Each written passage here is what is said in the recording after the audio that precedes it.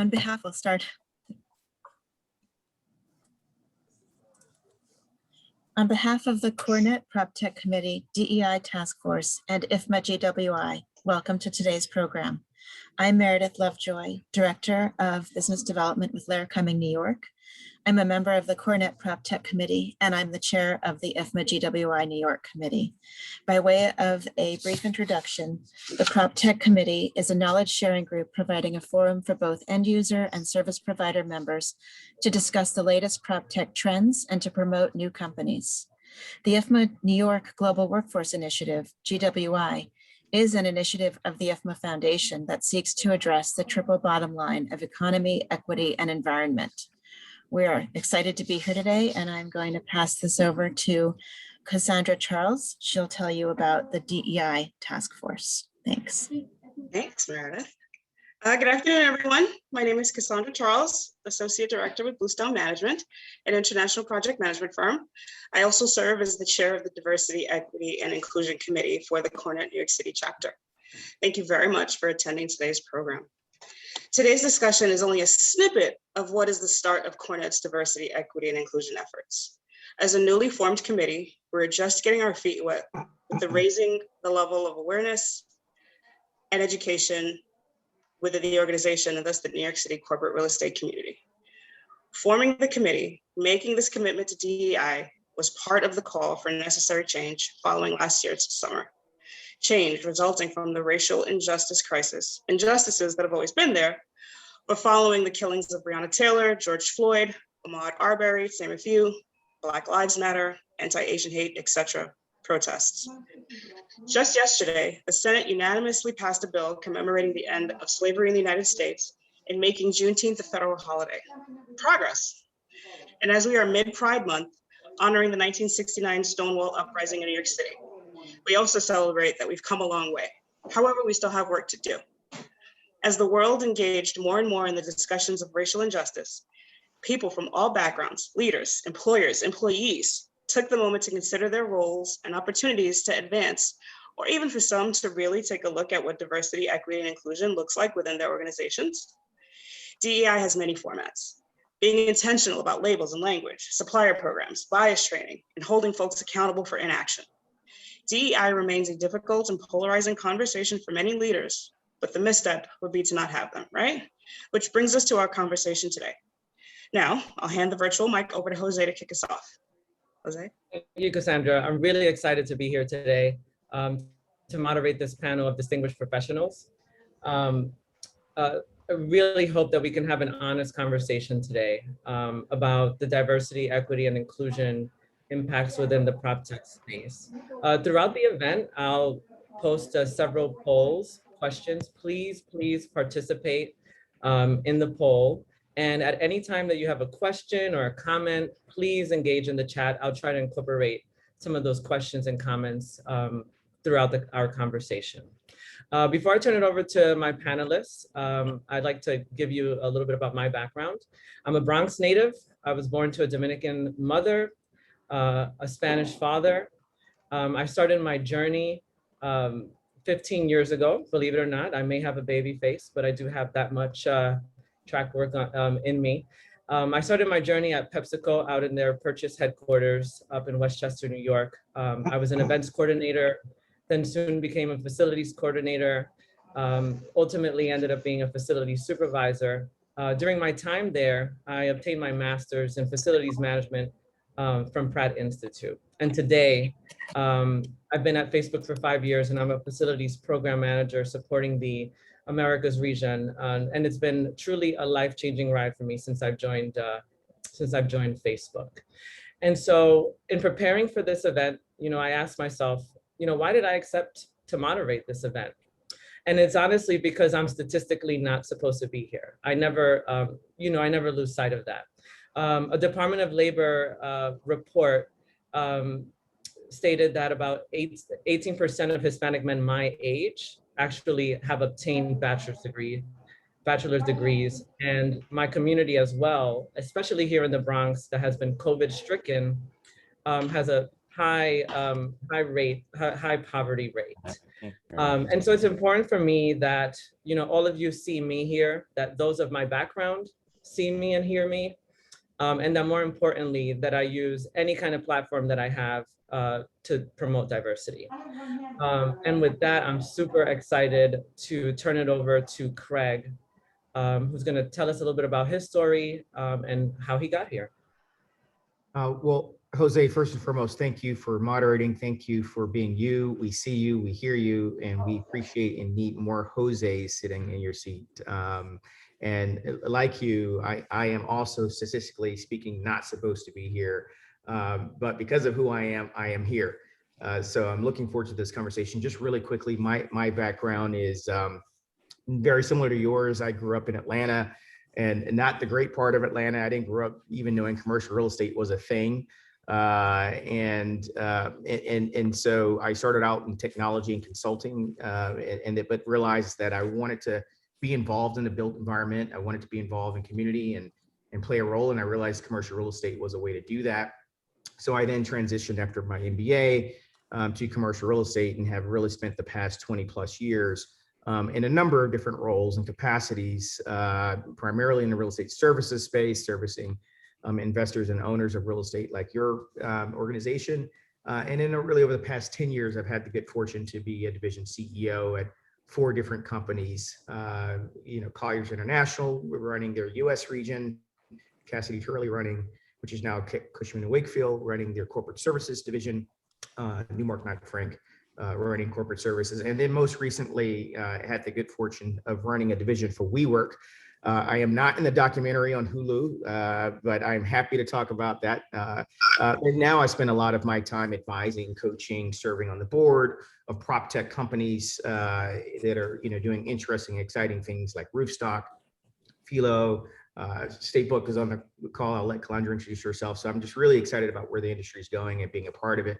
And I'm really excited about the role of diversity, equity, inclusion, and more importantly, equity, racial equity, as we think about the next generation of CRE.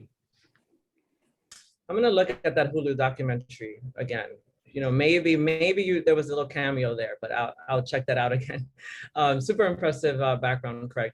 Russell, you wanna introduce yourself? Sure, Russell Olson, ROI Consulting Group, and also faculty over at Pratt Institute. So I had the pleasure of having Jose as a student a number of years ago, but I've been teaching at Pratt for 25 plus years now and have watched the program change over those years and actually go from the older white guys, as they put it, to now an incredibly diverse student body. We have people from all over the world that are attending, not only from just different walks of life, but also I think the male to female ratio has shifted. And I think we're actually seeing more women moving into the classes at Pratt there. But also on the flip side, I run a consulting firm that focuses on technology for real estate and facilities managers. So I guess that's my contribution from the tech side of things. Thanks, Russell. Lourdes, happy to have you here. Tell us a little bit about your journey. Hello, I am so happy to be here today, and thank you for inviting me. So my name is Lourdes Troncoso, and I have the pleasure of leading the facility operations and employee services at Facebook. Jose is part of my team. And so we're part of 2 Dominicans that statistically shouldn't be here. At the core of it, I'm the child of immigrants. My parents arrived here in the 60s looking mainly for an opportunity for their children. And I felt it was my obligation and my joy to show up for every opportunity provided since then. I came to see that my role as a female leader is something really important. As you know, I work at an organization where we believe in women leaning in. And it is really an important aspect of how we show up in an equity and an inclusion and diverse way. Coming out of high school, my very first job was in a janitorial right outside of Rockefeller Center. So that started my life in facilities. Who knew that leaky toilets and cleaning was going to be part of my daily life? And then I went from there and moved to New Line Cinema. If you've ever seen Austin Powers or Freddy Krueger Elm Street movies, yep, they made those.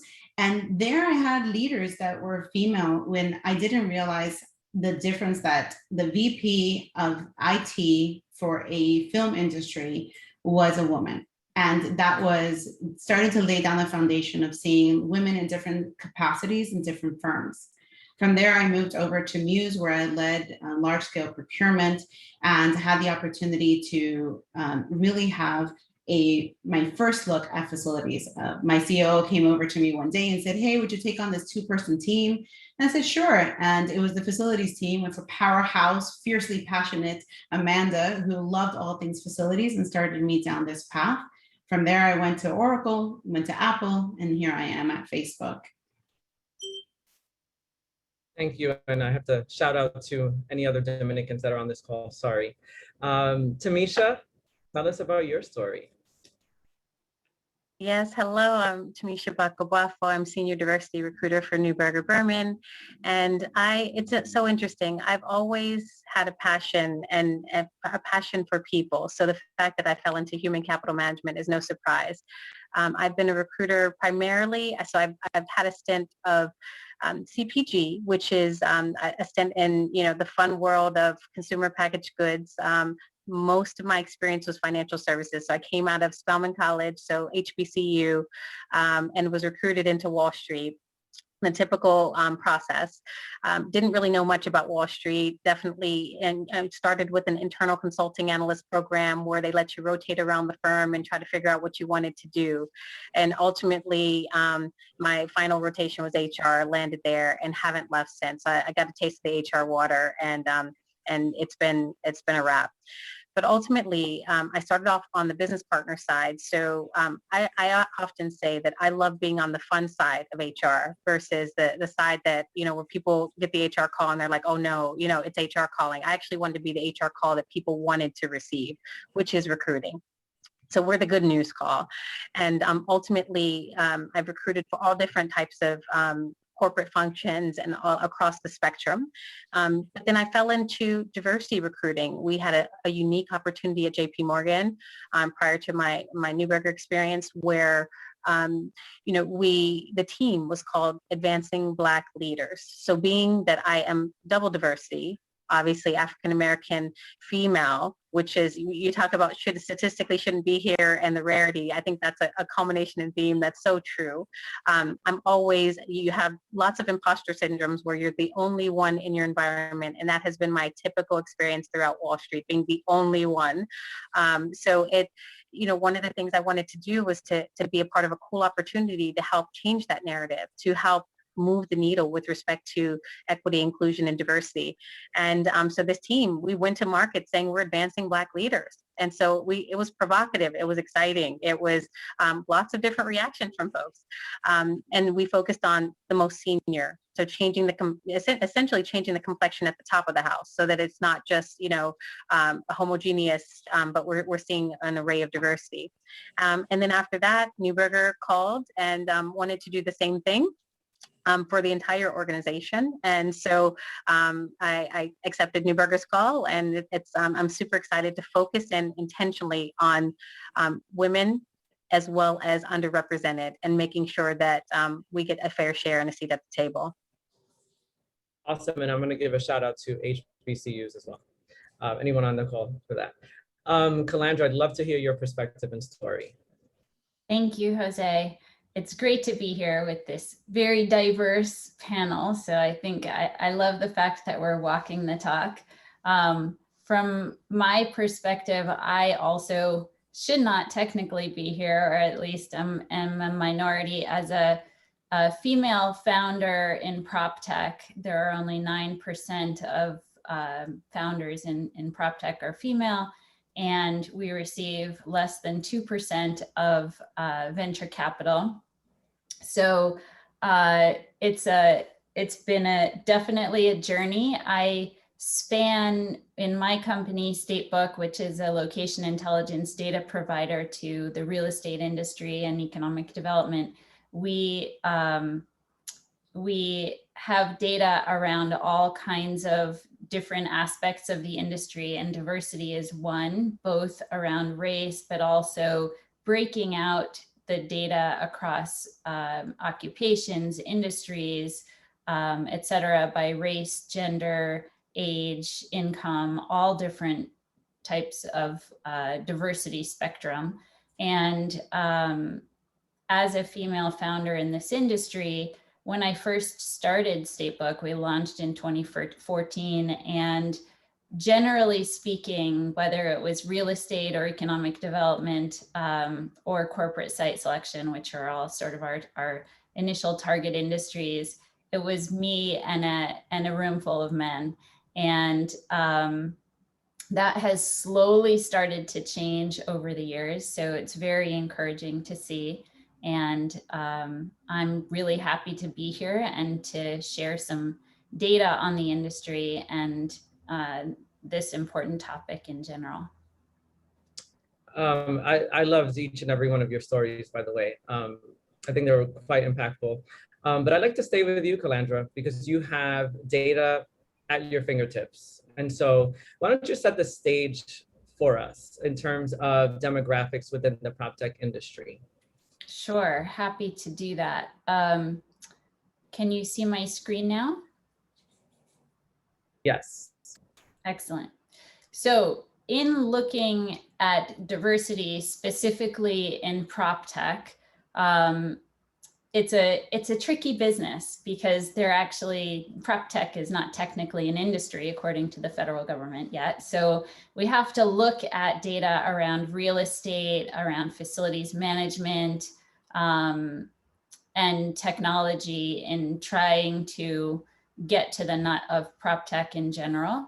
And I think it's important, as we've just discussed, to just start with the idea that diversity means different things to different people. And so I think you have to look at gender diversity, racial diversity, sexual preference, age, income. There are so many different aspects to diversity in general. And so I'm only going to touch on a few in this presentation as it relates to our industry, but I just wanted to acknowledge that out the gate. So starting with education, I thought was a really good place to begin, because it's no secret that as it relates to opportunity, it starts with education. And when we're thinking about what types of people are in which positions, and looking at the types of discussions just from the people on the panel and the stories that we shared, it's a very important thing to look at education and how many people are being exposed to opportunities across these different diversity categories. And so I pulled out data just looking specifically at bachelor's degrees in real estate development as a start. Out of the top 17 university programs in the US that actually have a program, right? In this category, there are 452 graduates, 66% male, 34% female. And then if you look at the diversity, the racial diversity across those categories, it's overwhelmingly white. Other looks like a large number here, but it's made up of people from different countries, and they're in the federal lexicon, it's known as aliens. So it's a little bit hard, they're sort of lumped together, but just looking at the general breakout, it's overwhelmingly white, even in the female category.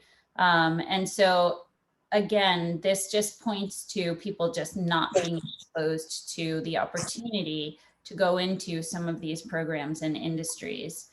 And if we look at the next category, which is bachelor's degrees in facilities planning, even more overwhelmingly male and overwhelmingly, well, actually here it's a little bit more diverse, right? 50-50 white and black. But still overwhelmingly male. And then if we look at, I think I skipped one. Hang on one sec. Oh, I see. So it was bachelor's degrees in real estate development and then bachelor's degrees in real estate. And so again, a little bit more equitable in terms of the number of men and women graduating, but definitely not across male and female. So then if we look at the actual industries, hold on, my thing is skipping around a little bit.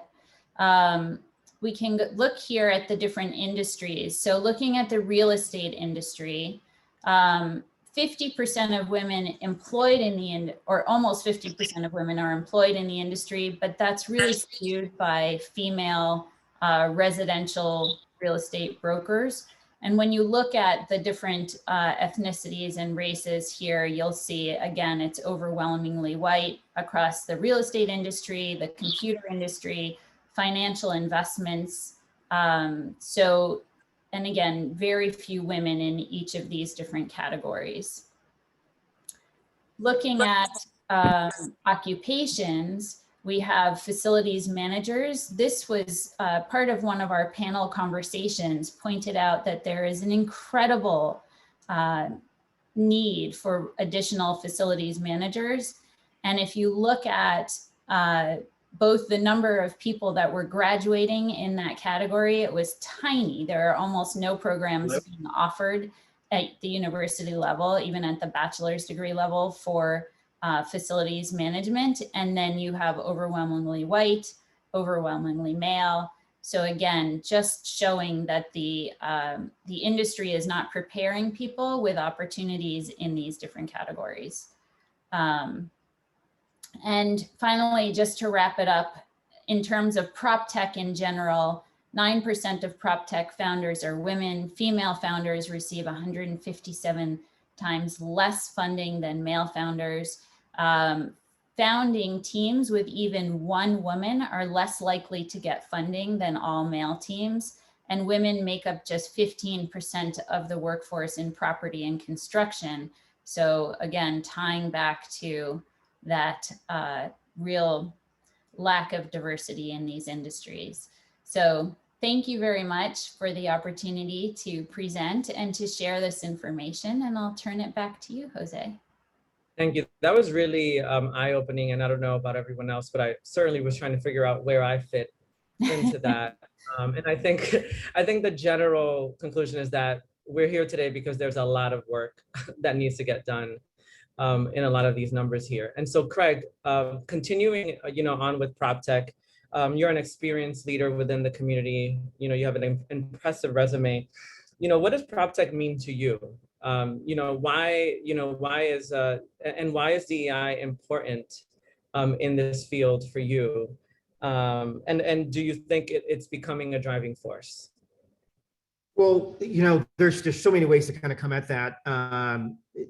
First and foremost, this is an incredibly important, kind of arena, because it does represent kind of the future and the growth in the industry. And it's important for people to realize that technology serving the real estate and commercial real estate space is not new. We've had technology for a long time, Excel and Argus and CoStar. So I think of PropTech actually more broadly than just the technology itself. Yes, it's software is technology, but it's also innovation, innovative ways of thinking about business models and ways of servicing old problems. And particularly in the context of what we're talking about today, it really is an opportunity to kind of bring a new and fresh way of thinking about talent. Who gets to participate in this ecosystem? Calandra was really smart to kind of like tap into, mathematics, computer science, real estate facilities, but then also too, there is investors and the kind of the whole VC landscape. So there's lots of ways to participate in this, which then when you talk about inclusion, including in what, being included in what? And so included in, the roles that are servicing this growth space, super important, obviously. Inclusion in the leadership that is navigating and shepherding this opportunity. Inclusion in the wealth creation that will inevitably happen. No one gets into these spaces because they intend to go broke. They go there because they want to create wealth and create value. So being a part of that value creation and also extracting some of that, super important. So when I think about why this is important, it's important because there's so many different fronts, both from kind of the composition of PropTech, innovative business models, software, technology, but also to the new seats and roles that people have to participate: founders, operators, service providers, investors, board directors. So again, there's potentially a much bigger, set of opportunities for us to now kind of go back and kind of push for inclusion. And then the last thing I'll just say is inclusion is a great starting point, because it's basically saying, hey guys, include us. We're not asking for more than just inclusion, which is a really soft ask. I mean, to be honest, anyone can look at those numbers and say, hey, African Americans make up less than 12% of the US population, but make up less than 3% of the leadership roles in commercial real estate. That's not inclusion. And so ultimately, where I'd really love to see us do is move to a place where we're talking about equity and having equitable distribution of these opportunities and the value creation. And I think that's where we want to go. But let's start with what it means to see inclusion. Well, just to even continue on that topic, you mentioned, equity there. Like, what are some of the ways, focused on equity, that DEI could be a driving force there? I mean, so listen, again, equity in lots of different ways. There, like literally, I think last year there was over, $30-40 billion that was invested into venture, venture dollars are invested into kind of PropTech, commercial real estate, resi real estate, technology, software platforms. Who's investing that money? Calandra said less than 3% of the capital go to women founders. Why is that? This is the way wealth is created, through deploying capital. So it would be great to see more equitable distribution of that capital. It'd be great to see more participation of in the companies that are going to hire people who will participate and generate value from that. So from entry-level roles to the C-suite to board seats, love to see equity there. We'd love to see equity in terms of like capital, love to see equity in lots of different ways. So again, as Calandra said, there's lots of different ways to think about it. The good news for us today is that this is really the very beginning of a very exciting, season in the real estate, industry. And so it's not too late. The cement isn't hard yet for us to really start kind of putting in some of this infrastructure to ensure that we do see equity in lots of different capacities. Awesome, thank you. Lourdes, as a Latina and a woman, I'm sure and I think you've tapped a little bit of, in your introduction there, but you've probably seen the progression of D&I within the industry. Based on your experience, can you talk about some of those changes that you've seen throughout your time in the industry? Sure, it'd be my pleasure. I think what Craig was talking about really resonated with me, and I actually took a note. So I think that these tie together. My biggest challenge in my profession has been my gender role. So there is the being Latina and being female and being responsible for all the things at home. And in addition, having a career and wanting to grow in that career. I remember early in my career talking to one of my CEO and saying, hey, I have to head home. We worked in Soho. I lived in the North Bronx. And he was like, why? And I was like, because at home you have a wife. I am the wife. And that opportunity to talk about that inequity of not having that kind of support and not having that kind of system there to support us as we're moving through it. The other thing that is really an item is that I had to make decisions in my career when I was trying to conceive to slow down my career in order to pace it to match up for a work-life balance, because I felt that I did not have the opportunity to come to work and say, I need more time. I'm still invested. I'm still interested. I still want to, but I also want to be able to go and do this thing in my personal life. And that choice at the time was the best choice for me, but I'm really looking forward to the evolution that we have now, where that is no longer a decision that has to be made in every industry, that women still feel that they have to make this decision. I'm not going to say that they don't, but that it is not as prevalent, and that I'm ensuring that as a leader, I am instilling those values in my future leaders, and ensuring that this is not you having your personal life and all the things that come with being female is not really a challenge. I will say also that one of the other challenges were being Latina. You know, the bias of, you know, I'm a fast talker, slow walker, great dancer, but it's the, hey, you need to calm down. You need to speak less, not use your hands as much. You need to scale back, and all of that perception. I was very fortunate that I had I had two managers who really leaned into that for me and helped and encouraged me, and were able to show me how to cultivate the narrative, how to influence change, how leadership can impact what your career can go to. So I think that the changes that I'm seeing is that we're having these conversations. 20 something years in the industry, we're actually having honest dialogue about this. We're having a dialogue about what it is to be a person of color, what it is to be an immigrant, what it is to be female, have different gender roles, have different preferences in your personal life, and come to work with those and not have to leave those at the door. I will say that I saw In the Heights this weekend. I hope everyone gets a chance to see it. There are things that could have improved upon, but I want to call out one thing. If 20 years ago, I would have been like Nina. I don't know if you saw during the movie, but in the beginning of the movie, she has her hair flattened out and blown out, which is lovely. I also enjoy it. But that would have been required for me to feel that I could show up to a panelist and talk to you. I would have had to modify how I looked in order to fit in.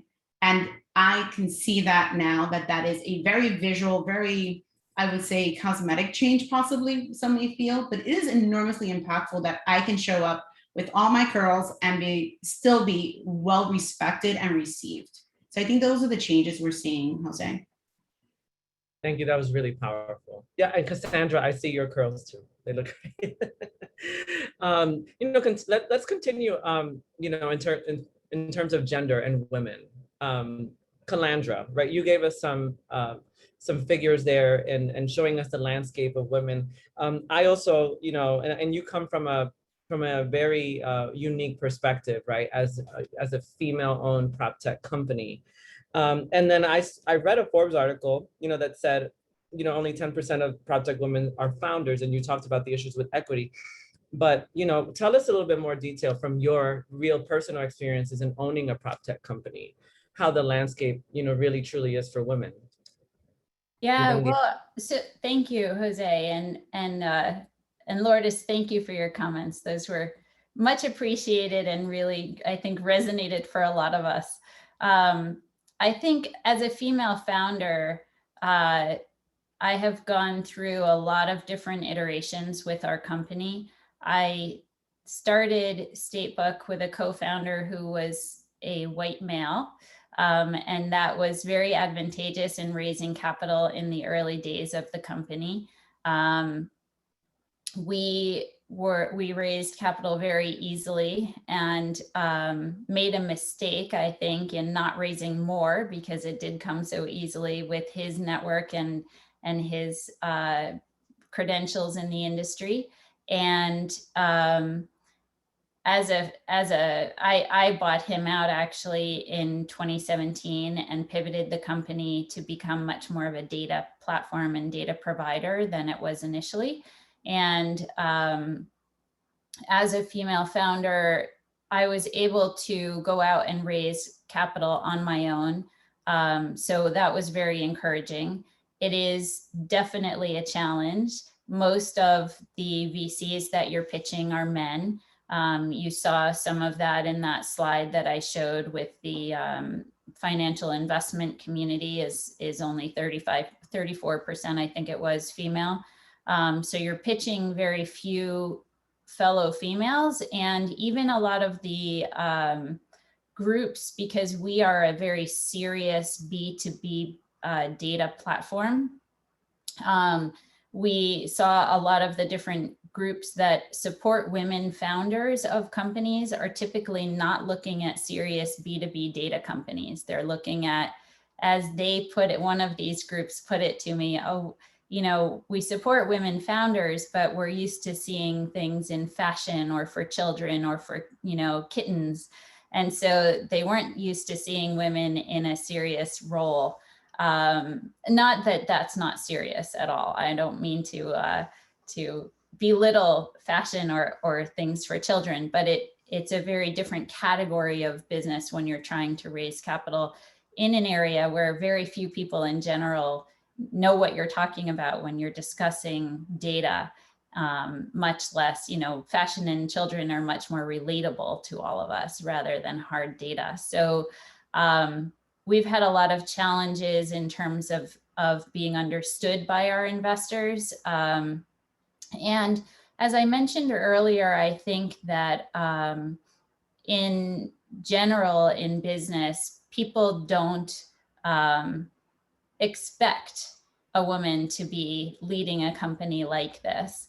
However, in my experience, again, we have really seen some remarkable changes in the industry as time has progressed, and it's been a much more increasingly diverse room that we tend to sit in. And there are a lot of PropTech companies now that have women in senior leadership roles that are promoting women from within, hiring women from without. So as a female founder, I'm very encouraged. I will say there is definitely a long way to go when it comes to race and the racial divide and inclusion in PropTech. And generally speaking, I think it is very important for companies and investors to remember that, and this is across the spectrum, not just in PropTech, that diverse companies have been shown to actually be more profitable and likely to achieve long-term growth as an entity and within their industry. And in particular, racially diverse executive teams have been shown to provide an advantage of 35% higher profits and 33% more long-term value creation over the least racially diverse companies. So those are some important stats, I think, to keep in mind. Yeah, no, definitely. And I am encouraged, like there's PropTech for women, there's a lot of things, but you're right, there's so much work to be done. And so I would love to throw out the first poll question, and I'd love to get some participation from everyone on this call. And the first question is a yes or no answer. Do you feel there is a commitment to diversity at your company? And then as you answer that, Tamisha, you're on deck for the next question. I think it would be interesting to even see what you think about the results. In addition, as an experienced recruiter, tell us some of the strategies that organizations are implementing to hire more women and or candidates from diverse backgrounds. I mean, you don't have to give us your secrets, but it would be great to know some of those strategies.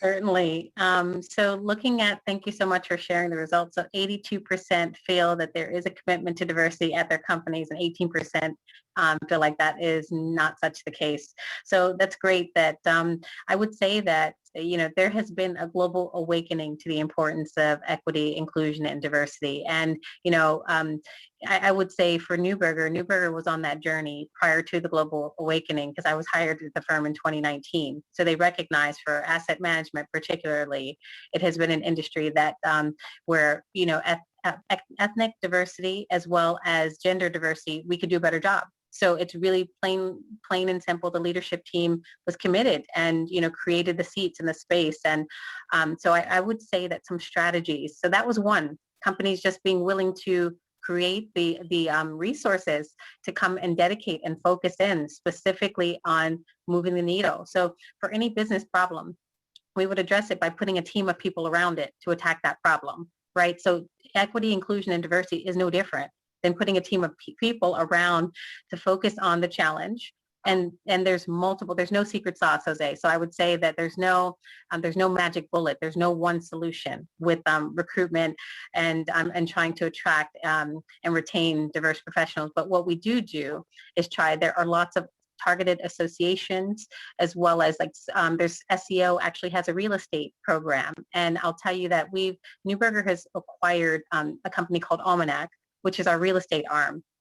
And we partner with an SEO that pipelines in real estate trained talent to come in and work with our investment professionals. So this is, and I will tell you that we've achieved ROI success, and we're super excited about that partnership. There needs to be more of those things. Partnerships with, there's lots of organizations, and as well as, I'd say, to the likes of MLT, Twigo. There's a whole bunch of different for asset management specifically because we're looking for across the spectrum. So facilities, as well as our investment teams down to our operations team to finance. So we're looking across the board. So when we talk about exposure, lots of times it's getting our name out there and letting folks know that we're open for business and we're interested in you. And here are opportunities that could be useful, could be translatable skill sets, and start the conversation. Let's start the conversation, have the dialogue. And I like how Craig said it in the beginning, like we have to start somewhere. So starting somewhere is exposure in the conversation. It can even be exploratory. We may not even have the role available now, but we can start to be able to have those intentional discussions and dialogues to create the opportunities and spaces. And ultimately it could take, sometimes it's a courting process. I like to call it, it's courting like you're dating, right? So sometimes, before we get to the altar and say I do, it could be 6 months, 1 year, it could be a year and a half, but ultimately you started that process. You each, we know you, you know us. And then, ideally, if there's not a role immediately, it can materialize later. So it's really being intentional about that. But I'd say with the partnerships and associations, and then referrals, one of the biggest things that we use in recruiting, it's LinkedIn. If folks are not on LinkedIn, that is a big tool. We use it. We're searching against it. We're messaging and outreaching to people, and we're finding folks, women that are a part of women in finance, women in real estate, women in PropTech, like wherever they are, we're trying to find the pools of where they are to introduce and expose them to opportunities that could be of interest. So I'd say if everyone needs to make sure those LinkedIn profiles are updated, and it's not 6 degrees of separations. I'm a firm believer that it's more like 2 to 3. It's maybe not somebody that I know directly, but it's somebody that you know, or somebody that, someone in your network knows. And then, so making that full circle connection is so important in recruiting. Thank you so much. And obviously, some of those strategies that you develop, right, are based on data. And so before we shift over to the educator side, when I shift over to Russell, he can also speak about how his company uses data to help out organizations and facilities. But Calandra, how has your company helped organizations? Just really quickly, like what are some of the strategies that you feel they've developed based on some of the data that your company has provided? Yeah, well, you saw some of the stats that I put up earlier showed that the number of students graduating with specific degrees is actually kept at the federal level from the Department of Education by race and gender. And so that data can be used by companies who are looking to recruit from a more diverse pool of candidates. And so we've worked with several different companies actually on finding candidates for them. Like one company we worked with, a Fortune 100 company that is a manufacturing company, and they recognized that 75% of their engineering team was retiring within the next 5 years at the time. And they looked at the team that they had at the time and realized they were largely all white male. So they came to us and said, can you help us identify universities that are graduating African-American or other diverse candidates that are specializing in these types of engineering? And so we were able to show them where those schools were and how many students were graduating. And using that kind of a data-driven approach is, I think, very valuable, not just from a recruiting standpoint, but looking at the first step. As Tamisha was saying, you can start at the beginning and go into those universities. I've seen a best practice in Cleveland where the universities, the city realized that they had a brain drain of students that were graduating and being educated in the community and then leaving. And so they created a program where for the freshman incoming class, they would bring them to the football stadium on basically day one with all of the largest employers in the city and say, if you graduate with these types of degrees, we will give you internships, we will mentor you, we will hire you when you graduate. And so that was a best practice that's really identifying for the students, here are the opportunities, and you will have a job with this figure salary if you specialize in these areas, which I think is a great way to start. Great, thank you. And Russell, I think you established your company back when PropTech was not even a term, and in essence, it's kind of what your company, is part of the industry as well. Are you But calling me old, Jose? As an entrepreneur and an educator that you are, tell us a little bit about DEI. Is it embedded within the curriculum? And if not, do you think it should be? How important is it for your students to know, how it could be a driving force and why it is important to promote it? Yeah, I don't think it's embedded in the curriculum. I think, and Pratt happens to be unique. And so I mentioned before, I teach at Pratt. I actually, I've got my undergraduate as well as my master's degree from Pratt. So I am kind of biased with regards to Pratt. But a couple of things is, it's an art school in New York City, and it's got a huge international student body. So in terms of diversity, I don't think you get much more diverse than Pratt is.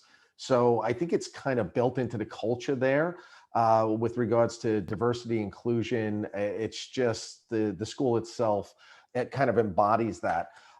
Coming at it from a slightly different perspective, though, is looking at it as, I'm in PropTech, but I'm a vendor, so I sit on a different side of the fence than a lot of people on the panel.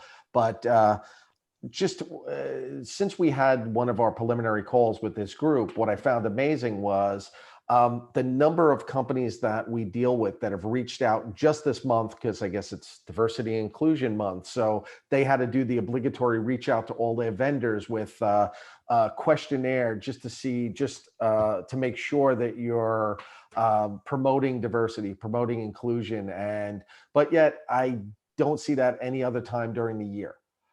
Very rare does it happen, or even, you want to talk about awareness. It's like when you're shopping for a car and all of a sudden it starts showing up everywhere.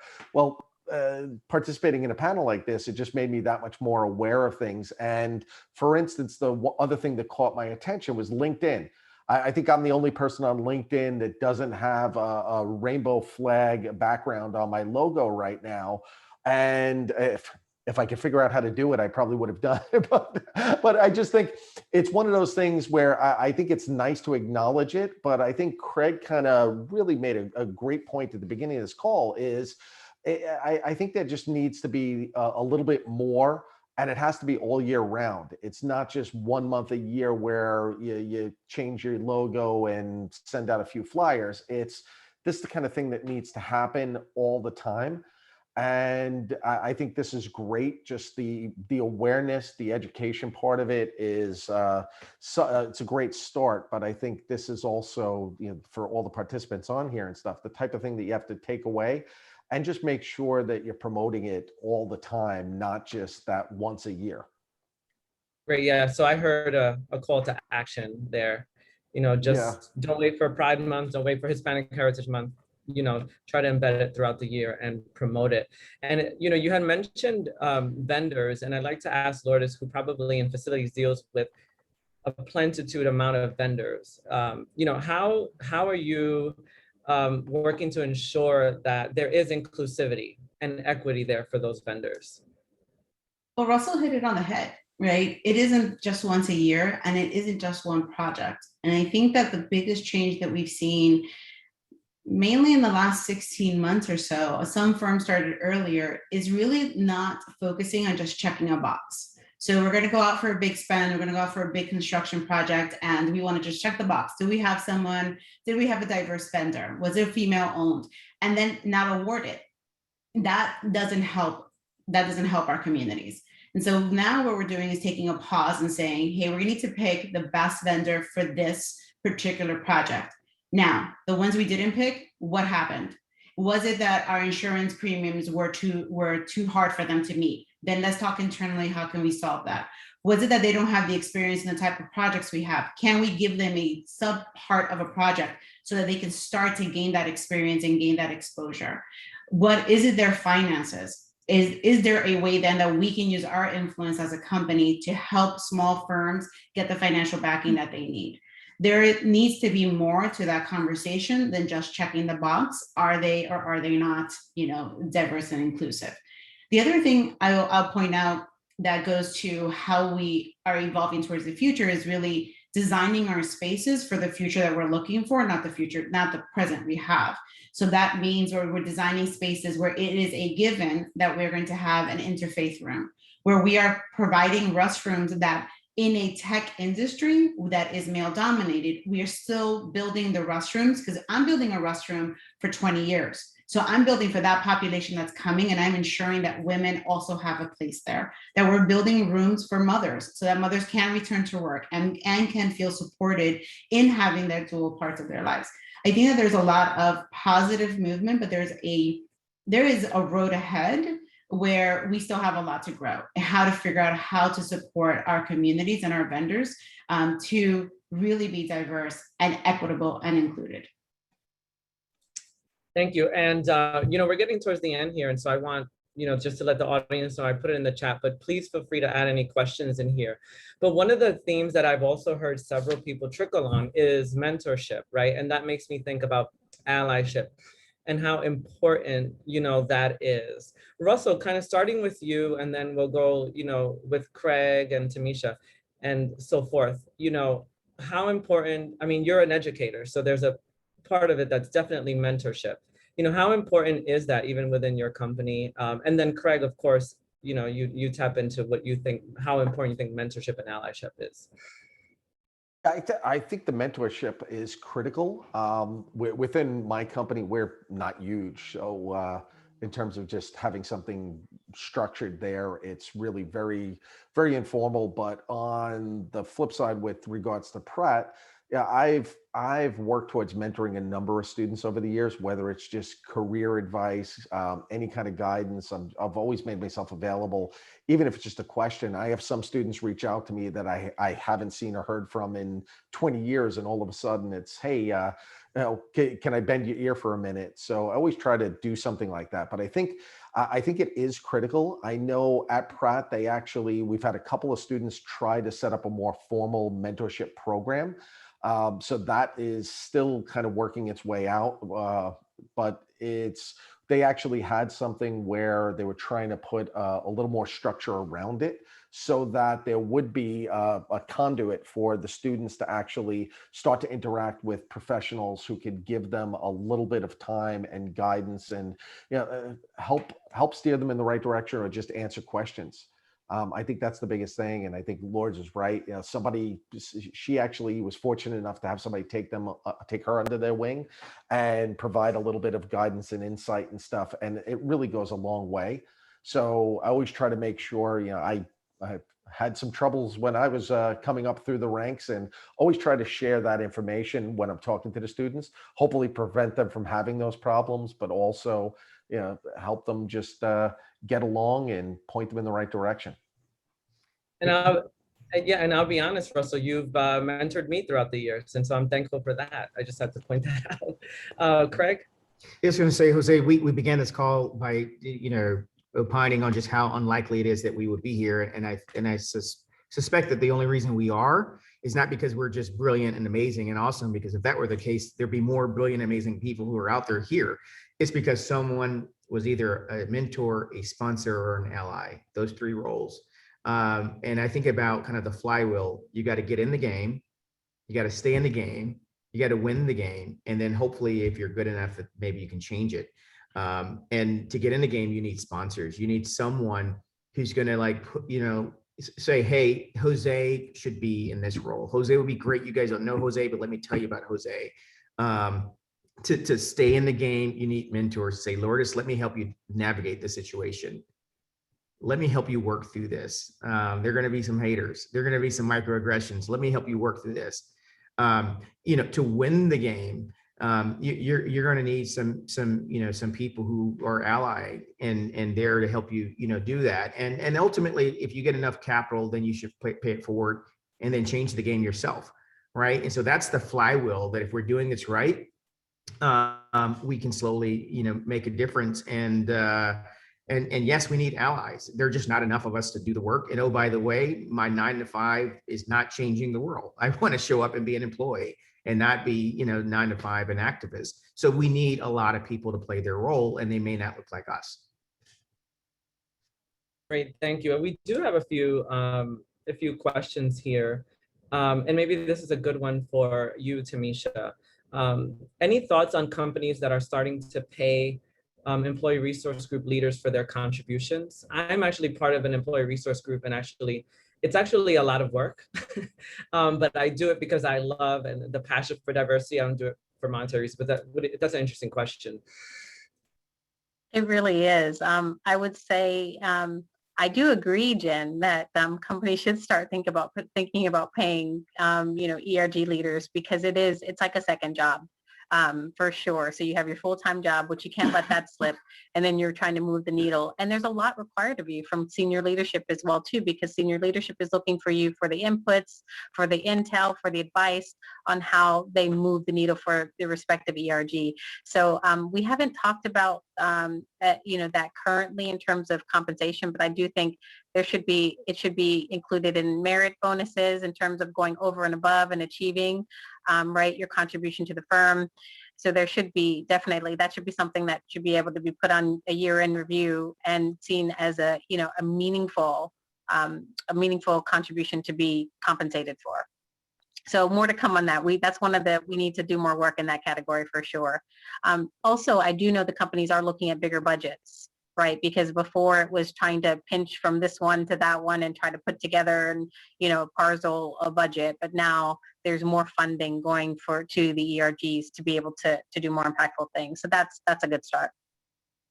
Awesome. And we're getting, to the end of this event. And, one of the things that I want the audience to ask themselves and to truly, commit to is, what is your commitment to DEI in the next year?